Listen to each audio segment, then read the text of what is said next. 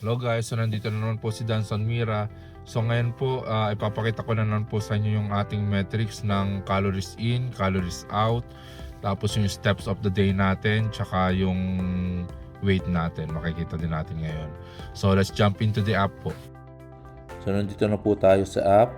So kung makikita nyo po yung malaking bilog sa gitna, sa taas, makikita nyo po dyan yung may icon na apoy. So yan po yung calories burned natin for today. So kasama na po dyan ang BMR at ang calories burned through our activities.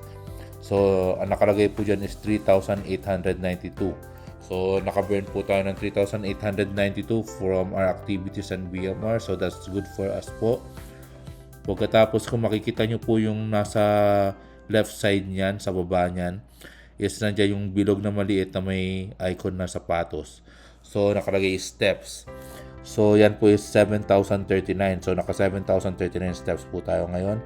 So good for us po din kasi usually 2,000, 3,000 lang tayo. Tapos kung makikita nyo po yung calories intake ko, ito po yung nasa gitnang bilog na may icon na orange na prutas. So makikita nyo po dyan is 1,107 calories. Yan po yung intake natin ngayon. So hindi masyadong karamihan. Tapos ang weight po natin ngayon is itong nasa pinaka right side na may timbangan. Makikita nyo po ang weight natin dyan is 240.1. So yan po, meron po tayong 240.1 pounds na weight ngayon. Okay po, yun lang po. So yun po guys yung metrics natin ngayon. So kahit paano po na-reach naman natin yung 240 pounds na goal natin. Dahil nag-exercise na tayo. Tapos nababawasan din yung kain natin ng konti. So yun lang po. Please follow, like, share, and subscribe to all of my social media account po.